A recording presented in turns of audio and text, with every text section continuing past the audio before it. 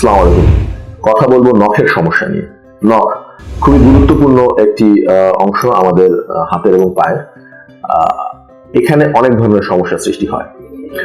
কখনো কখনো দেখা যায় যে নখটা ধীরে ধীরে হলুদ রঙের হয়ে যাচ্ছে, নখের মাথাটা আস্তে আস্তে ভেঙে যাচ্ছে, নখের নিচে বেশ কিছু ঝুরি ঝুরি চামড়া জমছে, আমরা যেটাকে সাবাঙ্গুয়াল হাইপারকেরাটোসিস বলি, এবং নখটা আস্তে আস্তে ভঙ্গুরের মতো হয়ে যাচ্ছে, নখের গোড়াটা ফুলে যায়, ব্যথা করে।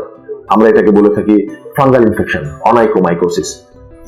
এক নখ থেকে আরেক নখে ছড়িয়ে যায়।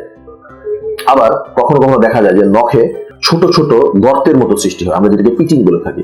একটা দুটা করে ধীরে ধীরে অনেকগুলো নখে ছড়িয়ে যায়।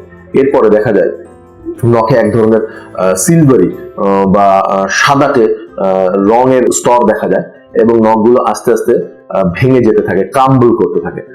অনেকটা এটাকে আমরা সোরিয়েটিক নেইল বলে থাকি বা সোরিয়েসিস, যে রোগটা নখে হলে এই ধরনের সমস্যা দেখা যায়। এর ছাড়াও নখে আরো কিছু কিছু প্রবলেম হয়, যেমন লাইকেন প্ল্যানাস বলে একটি রোগ আছে, যেখানে নখের ঠিক মা বরাবর অনেক সময় নখটা ভেঙে যেতে পারে। আবার প্যারোনাইকিয়া বলা হয় ইনগ্রোন টোনেইল, অর্থাৎ আমাদের পায়ের নখ, বিশেষ করে বৃদ্ধাঙ্গুলির নখটা অনেক সময় দেখা যায় যে পাশের চামড়ার ভিতরে ঢুকে গেলে সেটা ফুলে যায়, সেখানে পুঁজ হয়, ব্যথা হতে থাকে। তো এই প্রবলেমটাকে আমরা বলি প্যারোনাইকিয়া বা ইনগ্রোন টোনেইল। তো এই সমস্যাগুলোই সাধারণত নখে হয়ে থাকে।